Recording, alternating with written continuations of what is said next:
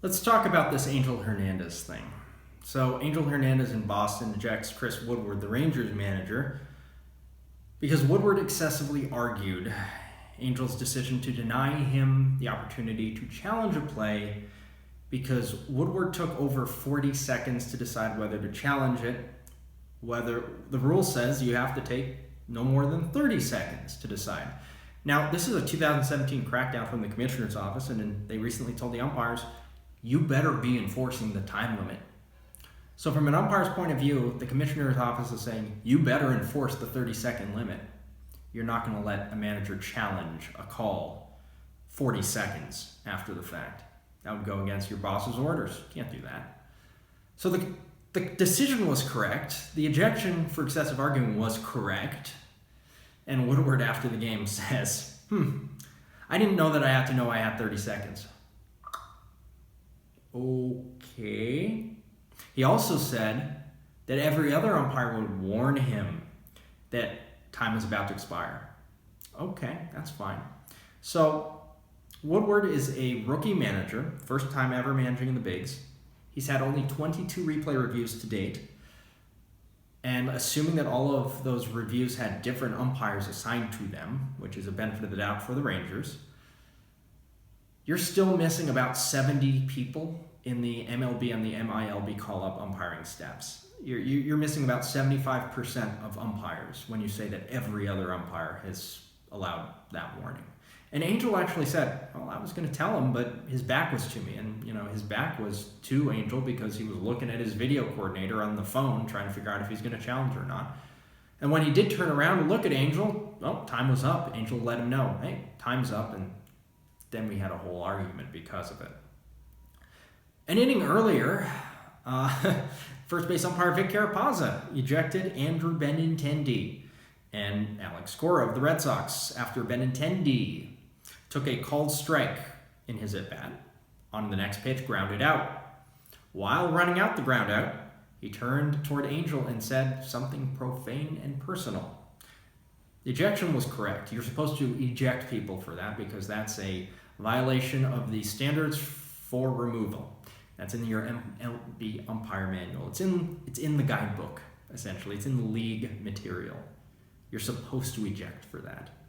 And then Cora argued to excess, which is why he got tossed. Angel's only involvement there was calling a strike on Benintendi, which, by the way, was the correct call. We fact-check here, just like we did with the Woodward numbers with the umpires. We fact-check the strike, too. The strike was the correct call. It was a strike.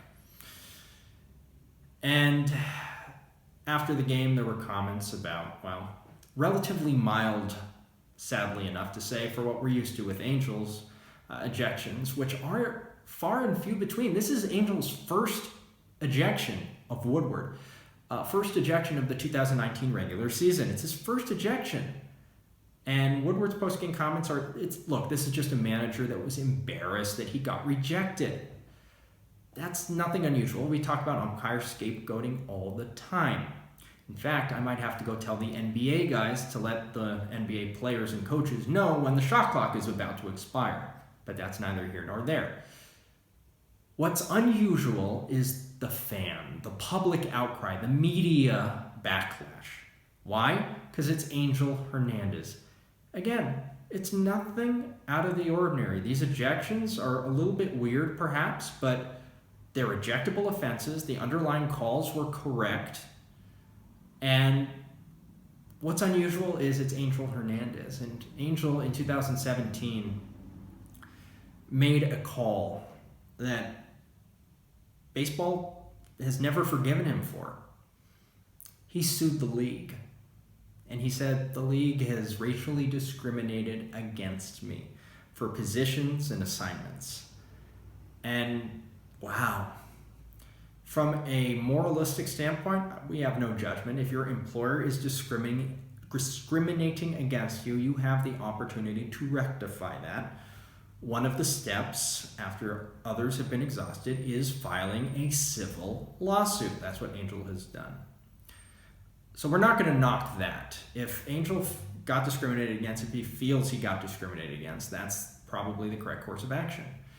And we ran the numbers, and the numbers actually support Angel's stance. Oddly enough, Angel is actually a decent umpire. The numbers indicate he's a decent umpire, both on his ball strikes performance, and for instance, he had the best ball strike performance of the playoff series he worked last year.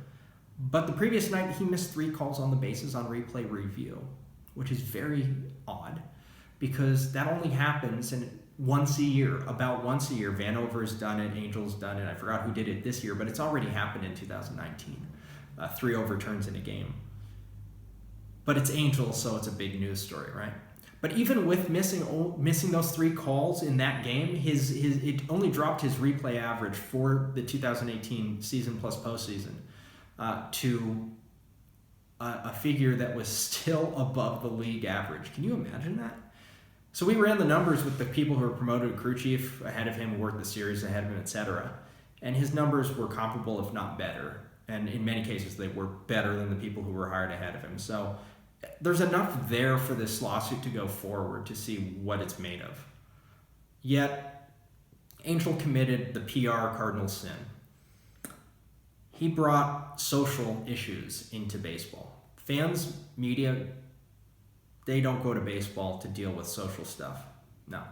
We do that enough in the public lexicon in just normal day-to-day life. And we don't want to hear about racism or inequality in baseball. This is sports. We go to sports to escape. That's what Angel's sin was. Angel's sin was bringing something into the sports realm that we don't see in sports because we don't bring real life into sports. We go ham on the umpire and we kick dirt and we do all of this stuff because, by golly, it's sports and it's the last bastion of unchecked, whatever you want to call it, freedom of expression, I suppose would be a nice way of putting it. But Angel, he's harping on this social issue. People don't want to hear about it. Jack Nicholson, in his famous A Few Good Men, "You can't handle the truth" speech, said, deep down, there are some things that you don't want to talk about. In this case, what deep down people don't want to talk about is that, by gosh, we're doing another racial inequality element. We're looking at this again. I thought I went to baseball to get rid of that. I'm in sports to escape from life. I don't want to hear about that. So the umpire's bad. And again, we do the fact checks on close call because that's what we do. And no, the numbers say that the umpire is actually not bad. But the quickest way to dismiss something is to say, yeah, the umpire's bad. Oh, no, it's the umpire. It's his fault. Really?